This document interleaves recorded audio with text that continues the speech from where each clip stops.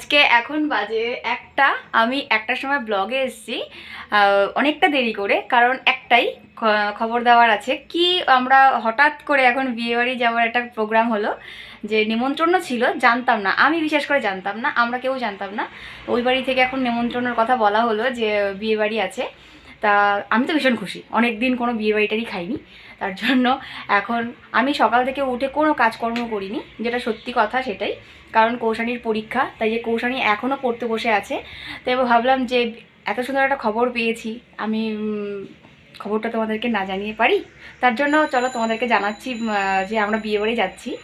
আর তোমরা তো সবাই জানো যে আমার সব শাড়ি ইঁদুরে কেটে ফেলেছে। আরেকটা খুশির খবর, যে সব শাড়ি ইঁদুরে কেটে ফেলেছে, আমাকে আজকে সঞ্জীববাবু শাড়ি কিনে দেবে।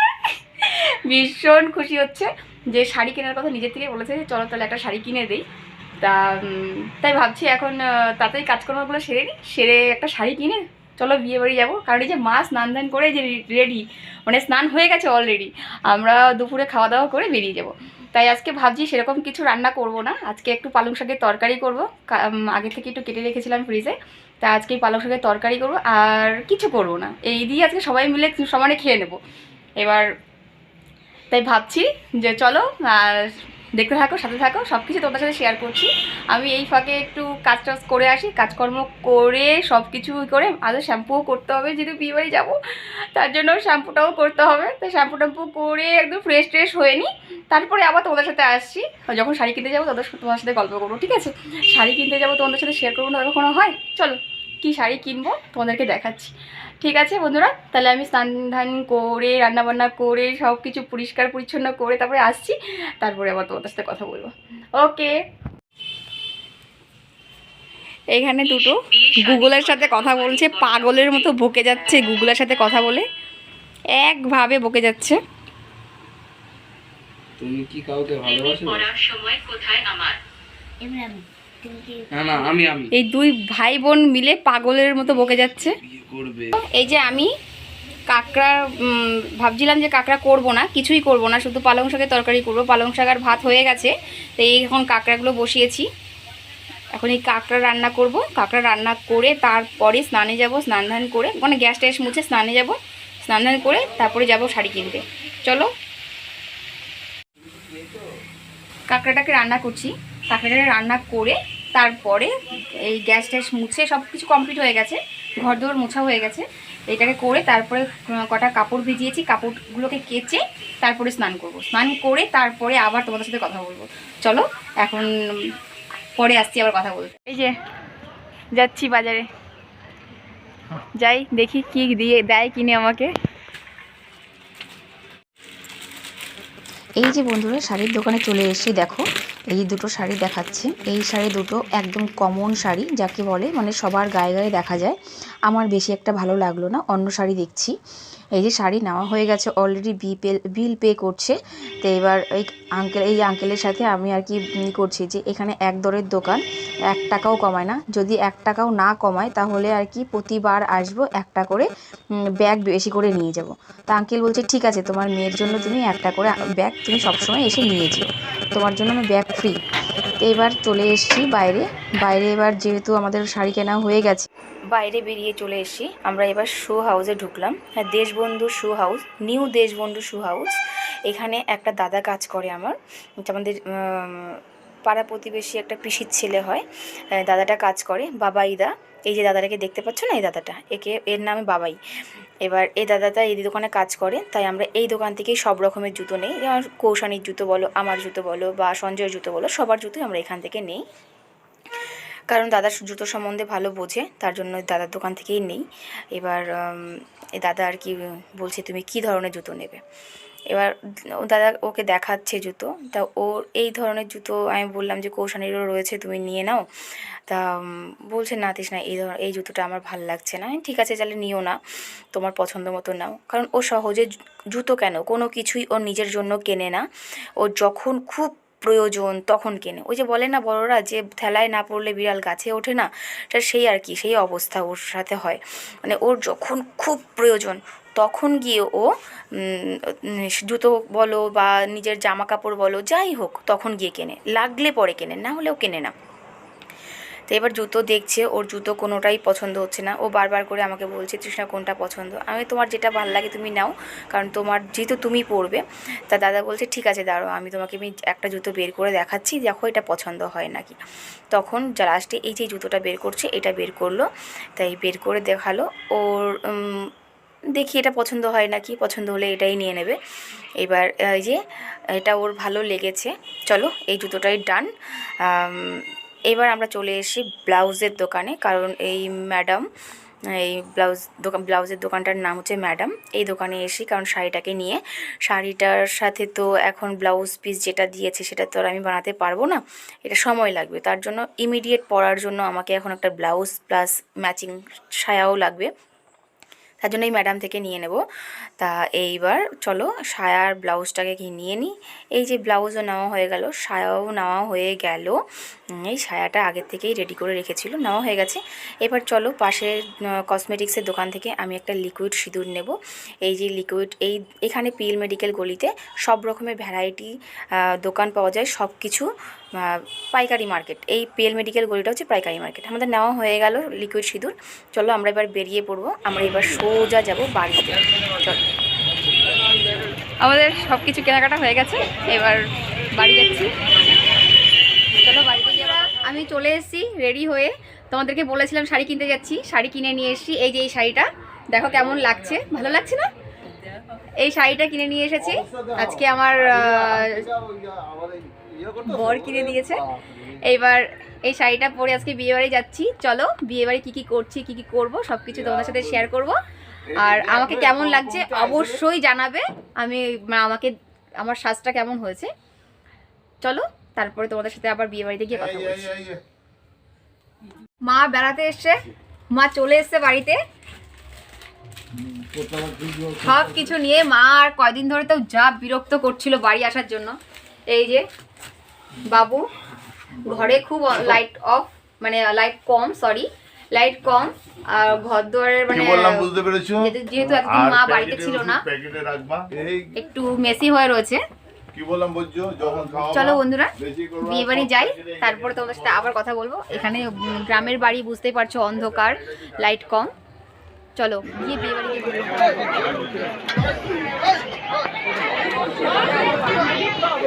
এই যে বন্ধুরা আমরা বিয়ে বাড়িতে চলে এসেছি। চলো একটু ভেতরে ঢুকে দেখি যে বিয়ে বাড়ির হালচাল কি।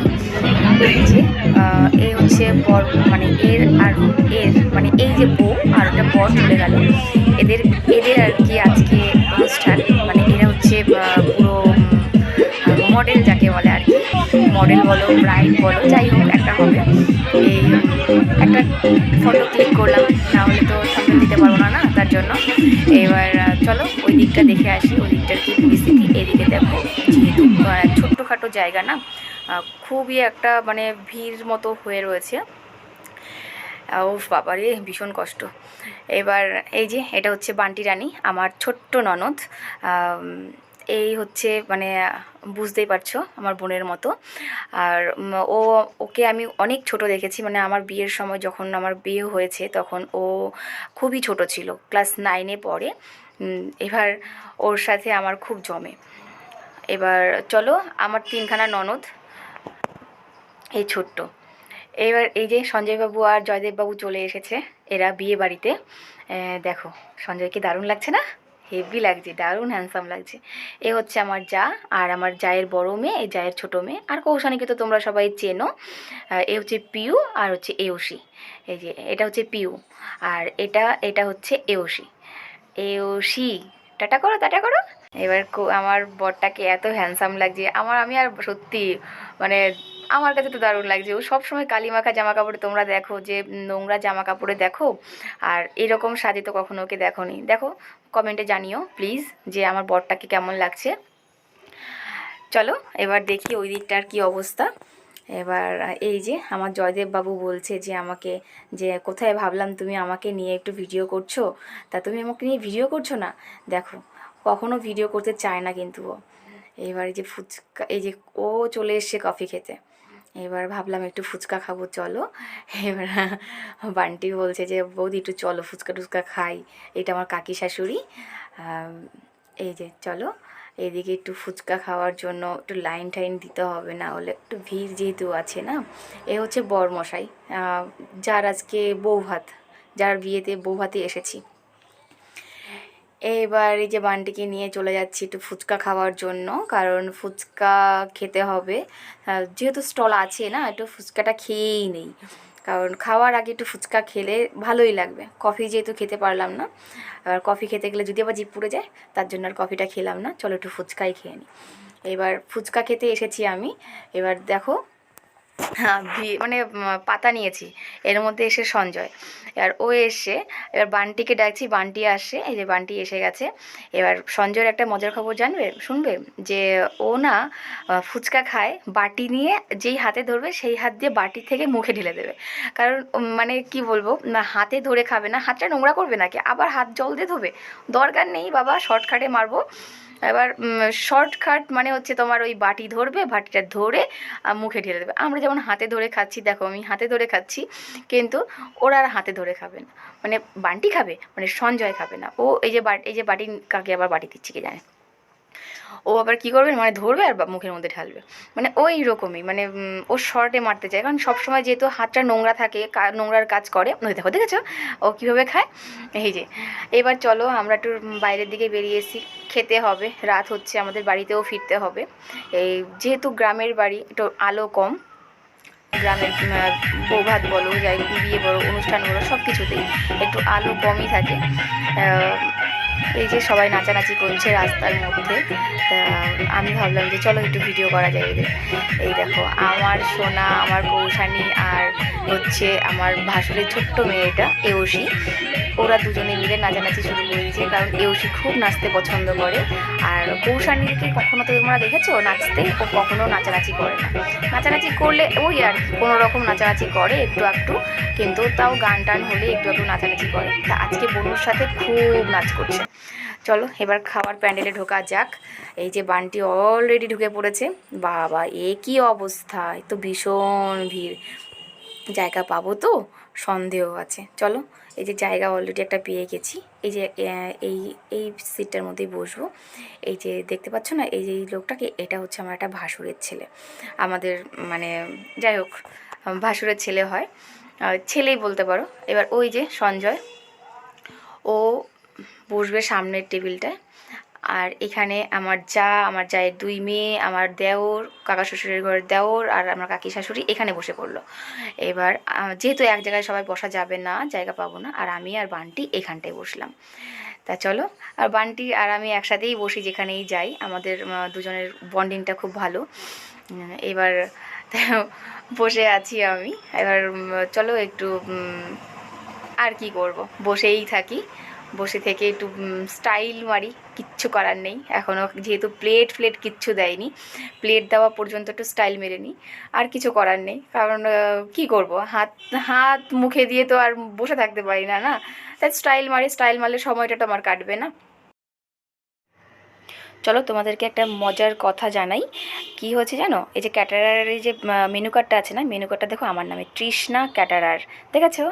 এবার এই যে অলরেডি প্লেট দিয়ে দিয়েছে, প্লেট দিয়ে নুন লেবু দিয়ে, তারপরে তোমার চিপস দিয়ে দিয়েছে। চলো ঠিক আছে, খাওয়া দাওয়া করে বাড়িতে গিয়ে কথা বলছি। এই যে বাড়িতে চলে এসেছি, ফ্রেশ হয়ে গেছি অলরেডি, শুধু মেকআপটা তোলা হয়নি, কানে টানে সব খুলে ফেলেছি, শাড়ি খুলে ফেলেছি, সব কিছু ফ্রেশ হয়ে গেছি। কৌশানীকেও জামাটা খুলে এমনি নর্মাল এটা সোয়েটার পরিয়ে দিয়েছি। এখন শুধু জয়দেব আর সঞ্জয়বাবু একমাত্র বাকি রয়েছে।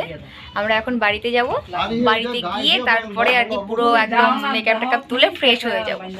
চলো তাহলে বাড়িতে যাই, বাড়িতে গিয়ে তারপরে তোমাদের সাথে আবার গল্প করছি। বন্ধুরা এই যে এখন বাজে রাত 12টা, আর আমরা এসছি প্রায় 10-15 মিনিট মতো হয়ে গেছে। এই যে ওরা এসে অলরেডি ফ্রেশ হয়ে শুয়ে পড়েছে, বাবা আর মেয়ে। কৌশানী তো রাস্তার মধ্যে গাড়ির মধ্যেই শুয়ে পড়েছে, আর আমি ফ্রেশ হয়ে গেছি। এখন চলো গুড নাইট, ঘুমাই এখন, আর ভালো লাগছে না, চোখ মুখ জ্বালা করছে। চলো ঠিক আছে বন্ধুরা, যদি আমার ভিডিওটা ভালো লেগে থাকে তাহলে লাইক কমেন্ট শেয়ার করে দিও, আর যারা আমার চ্যানেলে নতুন আছো তারা সাবস্ক্রাইব করে বেল আইকনটা অল করে দিও, আমার সাথে থেকো, আমার পাশে থেকো, আর দেখা হচ্ছে পরবর্তী ভিডিওতে। টাটা।